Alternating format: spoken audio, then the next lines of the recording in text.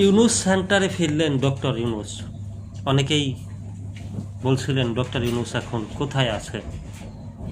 Doctor Yunus এখন ইউনুস সেন্টারে আছে, সেই খবরটাই এখন আপনাদেরকে পড়ে শোনাব। 18 মাস পর পুরনো দায়িত্ব ও কর্মস্থলে ফিরলেন নোবেলজয়ী অর্থনীতিবিদ ডক্টর ইউনুস। রোববার 12 ফেব্রুয়ারি সকালে তিনি মিরপুরের টেলিকম ভবনে অবস্থিত ইউনুস সেন্টারে পৌঁছান।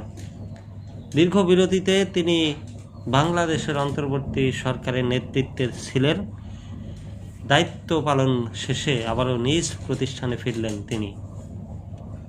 সকালে ইউনুস সেন্টারে পৌঁছালে দীর্ঘদিনের সহকর্মীরা তাকে স্বাগত জানান। এ সময় জামিন পরিবারের বিভিন্ন সংগঠনের প্রতিনিধিরা, ইউনুস সেন্টারের ব্যবস্থাপনা পরিচালক ও উপদেষ্টারা উপস্থিত ছিলেন। ডক্টর ইউনুসের সঙ্গে এদিন উপস্থিত ছিলেন অন্তর্বর্তী সরকারের সাবেক স্বাস্থ্য উপদেষ্টা নূরজাহান বেগম এবং এসডিজি বিষয়ক সাবেক মুখ্য সমন্বয়ক ও ইউনুস সেন্টারের নির্বাহী পরিচালক লামিয়া মোর্শেদ। পরে তিনি তাদের সঙ্গে এক বৈঠকে মিলিত হন।